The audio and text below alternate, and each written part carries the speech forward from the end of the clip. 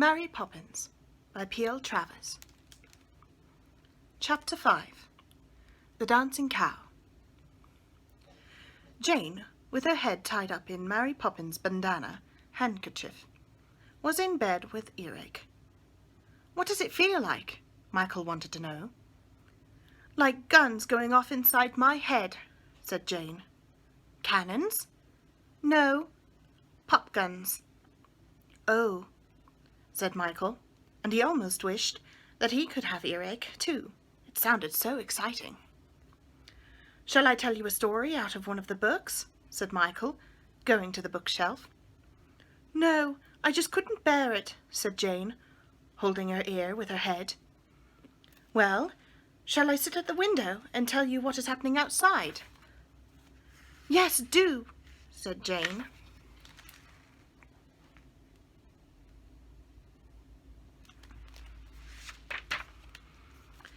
So Michael sat all the afternoon on the window seat, telling her everything that occurred in the lane. And sometimes his accounts were very dull, and sometimes very exciting. "There's Admiral Boom," he said once.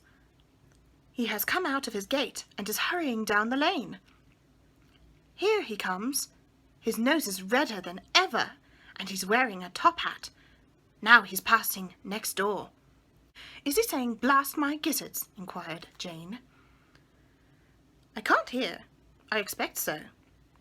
There's Miss Lark's second housemaid in Miss Lark's garden, and Robertson A. is in our garden, sweeping up the leaves and looking at her over the fence. He's sitting down now, having a rest." "He has a weak heart," said Jane. "How do you know?" "He told me. He said his doctor said he was to do as little as possible. And I heard Daddy say, if Robertson A. does what his doctor told him to, he'll sack him." "Oh, how it bangs and bangs," said Jane, clutching her ear again. "Hello," said Michael excitedly from the window. "What is it?" cried Jane, sitting up. "Do tell me." "A very extraordinary thing. There's a cow down in the lane," said Michael, jumping up and down on the window seat. "A cow? A real cow? Right in the middle of a town? How funny! Mary Poppins," said Jane. "There's a cow in the lane, Michael says."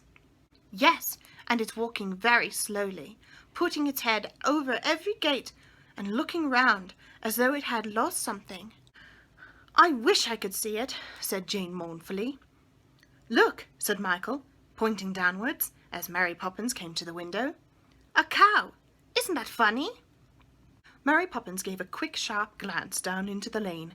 She started with surprise. "Certainly not," she said, turning to Jane and Michael. "It's not funny at all. I know that cow. She was a great friend of my mother's, and I'll thank you to speak politely of her." She smoothed her apron and looked at them both very severely.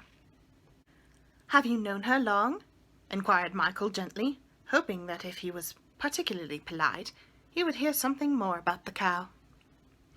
"Since before she saw the king," said Mary Poppins. "And when was that?" asked Jane, in a soft, encouraging voice. Mary Poppins stared into space, her eyes fixed upon something that they could not see. Jane and Michael held their breath waiting. "It was long ago," said Mary Poppins, in a brooding storytelling voice. She paused, as though she were remembering events that happened hundreds of years before that time. Then she went on dreamily, still gazing into the middle of the room, but without seeing anything. "The Red Cow, that's the name she went by. And very important and prosperous she was, too, so my mother said. She lived in the best field in the whole district, a large one full of buttercups the size of saucers, and dandelions rather larger than brooms. The field was all primrose colour, and gold with the buttercups and dandelions standing up in it like soldiers. Every time she ate the head off one soldier, another grew up in its place, with a green military coat and a yellow busby. She had lived there always. She often told my mother that she couldn't remember the time when she hadn't lived in that field. Her world was bounded by green hedges, and the sky and she knew nothing of what lay beyond these. The red cow was very respectable. She always behaved like a proper lady, and she knew what was what. To her, a thing was either black or white. There was no question of it being grey or perhaps pink. People were good or they were bad. There was nothing in between. Dandelions were either sweet or sour. There were never any moderately nice ones. She led a very busy life. Her mornings were taken up in giving lessons to the red calf, her daughter, and in the afternoon she taught the little one deportment and mooing, and all the things a really well brought-up calf should know. Then they had their supper, and the red cow showed the red calf how to select a good blade of grass from a bad one, and when her child had gone to sleep at night, she would go into a corner of the field and chew the cud and think her own quiet thoughts. All her days were exactly the same. One red calf grew up and went away, and another came in its place, and it was natural that the red cow should imagine that her life would always be the same, as it always had been. Indeed, she felt that she could ask for nothing better than for all her days to be alike till she came to the end of them. But at the very moment she was thinking these thoughts, adventure, as she afterwards told my mother, was stalking her. It came upon her one night when the stars themselves looked like dandelions in the sky, and the moon a great daisy among the stars. On this night, long after the red calf was asleep, the red cow stood up suddenly and began to dance. She danced wildly and beautifully and in perfect time, though she had no music to go by. Sometimes it was a polka, sometimes a Highland fling, and sometimes a special dance that she made up out of her own head. And in between these dances she would curtsy and make sweeping bows and knock her head against the dandelions. "Dear me," said the red cow to herself as she began on a sailor's hornpipe, "what an extraordinary thing! I always thought dancing improper, but it can't be, since I myself am dancing, for I am a model cow." And she went on dancing, and thoroughly enjoying herself. At last, however, she grew tired and decided that she had danced enough, and that she would go to sleep. But to her great surprise, she found that she could not stop dancing. When she went to lie down beside the red calf, her legs would not let her.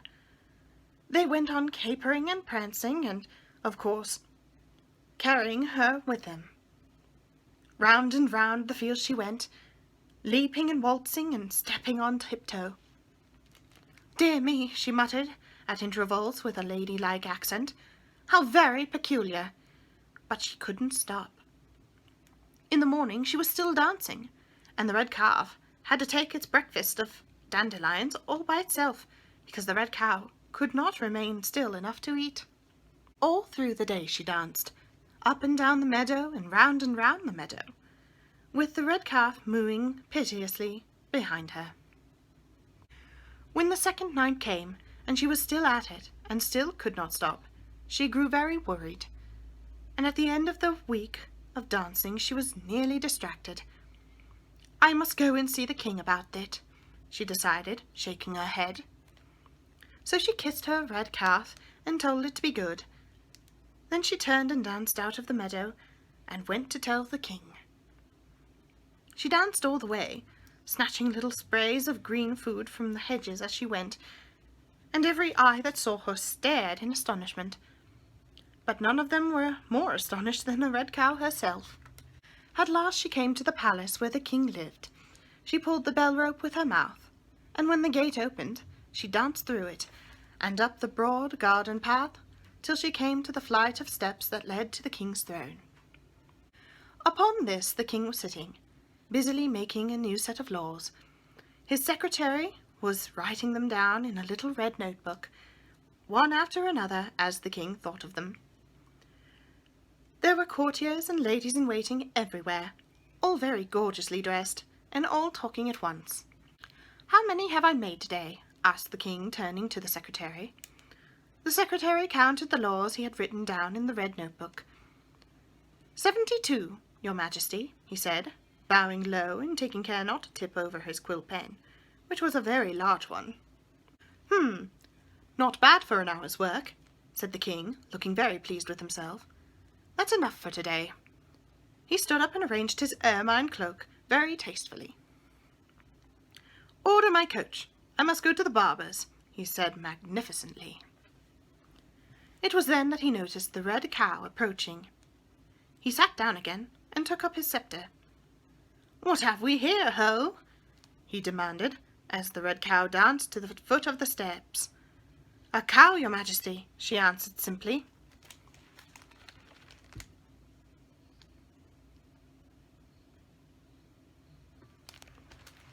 I can see that, said the king. I still have my eyesight.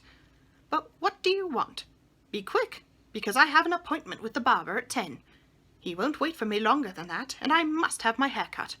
And for goodness sakes, stop jigging and jagging about like that, he added irritably. It makes me quite giddy. Quite giddy, echoed all of the courtiers, staring. That's just my trouble, Your Majesty. I can't stop, said the red cow piteously. Can't stop? Nonsense, said the king furiously. Stop at once. I, the king, command you. Stop at once. The king commands you, cried all of the courtiers. The red cow made a great effort. She tried so hard to stop dancing that every muscle and every rib stood out like mountain ranges all over her. But it was no good. She just went on dancing at the foot of the king's steps. I have tried, Your Majesty, and I can't. I've been dancing now for 7 days running. And I've had no sleep, and very little to eat. A whitethorn spray or two, that's all. So I've come to ask your advice. Very curious, said the king, pushing the crown on one side and scratching his head. Very curious, said the courtiers, scratching their heads too. What does it feel like? Asked the king. Funny, said the red cow.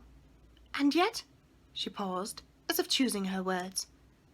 It's rather a pleasant feeling too, as if laughter were running up and down inside me. Extraordinary, said the king, as he put his chin on his hand and stared at the red cow, pondering on what was the best thing to do. Suddenly he sprang to his feet and said, Good gracious! What is it? Cried all of the courtiers. Why, don't you see? Said the king, getting very excited and dropping his sceptre. What an idiot I was not to have noticed it before. And what idiots you were! He turned furiously upon the courtiers. Don't you see that there's a fallen star caught on her horn? So there is, cried the courtiers, as they all suddenly noticed the star for the first time. And as they looked, it seemed to them that the star grew brighter. That's what's wrong, said the king. Now, you courtiers had better pull it off, so that this, lady can stop dancing and have some breakfast. It's the star, madam, that is making you dance, he said to the red cow. Now come along, you. He motioned to the chief courtier, who presented himself smartly before the red cow, and began to tug at the star. But it would not come off. The chief courtier was joined by one after another of the other courtiers, until at last there was a long chain of them, each holding the man in front of him by the waist, and a tug of war between the courtiers and the star. Mind my head, entreated the red cow. Pull harder, roared the king. They pulled harder. They pulled until their faces were red as raspberries. They pulled till they could pull no longer, and all fell back, one on top of the other. The star did not move. It remained firmly fixed to the horn. Tisk, tisk, tisk, said the king.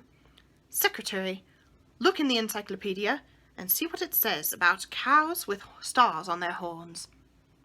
The secretary knelt down and began to crawl under the throne. Presently he emerged, carrying a large green book, which was always kept there in case the king wanted to know anything. He turned the pages. There's nothing at all, Your Majesty, except the story of the cow who jumped over the moon, and you know all about that. king rubbed his chin, because that helped him to think. He sighed irritably and looked at the red cow. "All I can say," he said, "is that you'd better try that too." "Try what?" said the red cow. "Jumping over the moon. It might have an effect. Worth trying anyway." "Me?" said the red cow, with an outraged stare. "Yes, you. Who else?" said the king impatiently. He was anxious to get to his barber's. "Sire," said the red cow, "I beg you to remember that I am a decent, respectable animal, and have been taught from my infancy that jumping was no occupation for a lady." The king stood up and shook his sceptre at her. "Madam," he said, "you came here for my advice, and I have given it to you. Do you want to go on dancing forever? Do you want to go hungry forever? Do you want to go sleepless forever?" The red cow thought of the lush, sweet taste of dandelions. She thought of meadow grass, and how soft it was to lie on. She thought of her weary, capering legs, and how nice it would be to rest them. And she said to herself, "Perhaps just once. It wouldn't matter, and nobody, except the king, need know." "How high do you suppose it is?" she said aloud as she danced. The king looked up at the moon. "At least a mile, I should think," said he. The red cow nodded. She thought so too. For a moment she considered, and then she made up her mind. "I never thought I should come to this, your majesty. Jumping, and over the moon at that. But I'll try," she said, and curtsied gracefully to the throne. "Good," said the king pleasantly, realizing that he would be in time for the barber after all. "Follow me." He led the way into the garden, and the red cow and the courtiers followed him. "Now," said the king, when he reached the open lawn, "when I blow the whistle, jump." He took a large golden whistle from his waistcoat pocket and blew into it lightly to make sure that there was no dust in it. The red cow danced at attention.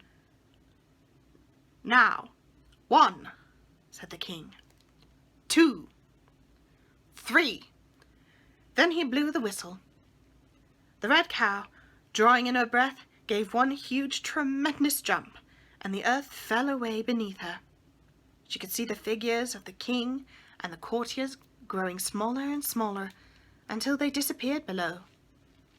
She herself shot upwards through the sky, with the stars spinning round her like great golden plates, and presently, into blinding light, she felt the cold rays of the moon upon her.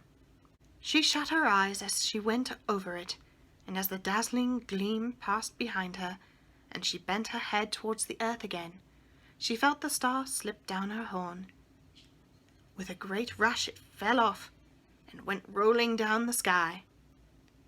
And it seemed to her that as it disappeared into the darkness, great chords of music came from it, and echoed through the air. In another minute, the red cow had landed on the earth again. To her great surprise, she found that she was not in the king's garden, but in her own dandelion field. And she had stopped dancing. Her feet were as steady as though they were made of stone, and she walked as sedately as any other respectable cow. Quietly and serenely she moved across the field, beheading her golden soldiers as she went to greet the red calf. "I'm so glad you're back," said the red calf. "I've been so lonely." The red cow kissed it, and fell to munching the meadow. It was her first good meal for a week, and by the time her hunger was satisfied, she had eaten up several regiments. After that she felt better. She soon began to live her life just exactly as she lived it before. At first she enjoyed her quiet, regular habits very much, and was glad to be able to eat her breakfast without dancing, and to lie down in the grass and sleep at night instead of curtsying to the moon until the morning. But after a little she began to feel uncomfortable and dissatisfied. Her dandelion field and her red calf were all very well, but she wanted something else, and she couldn't think what it was. At last she realized that she was missing her star. She had grown so used to dancing, and to the happy feeling the star had given her, that she wanted to do a sailor's hornpipe and to have the star on her horn again. She fretted, she lost her appetite, her temper was atrocious, and she frequently burst into tears for no reason at all.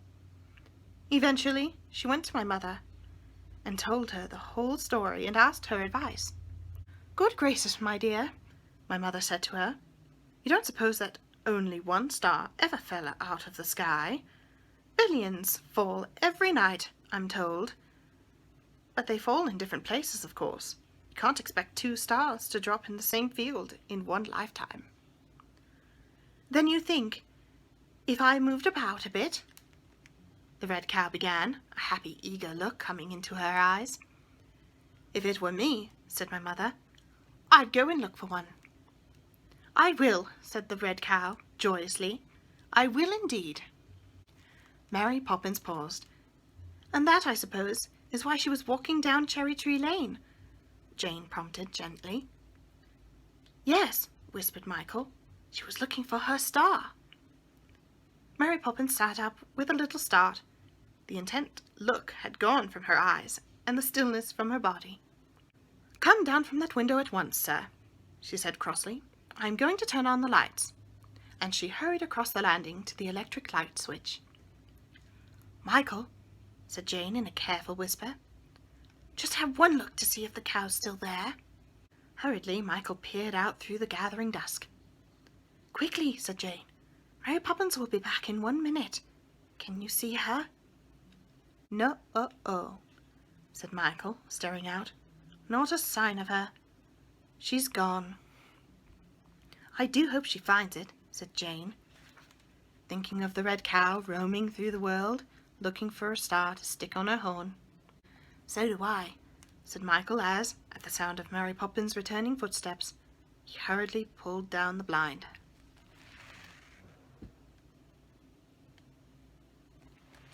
I hope you enjoyed this chapter tonight. Stay safe, stay healthy, and I shall see you next time.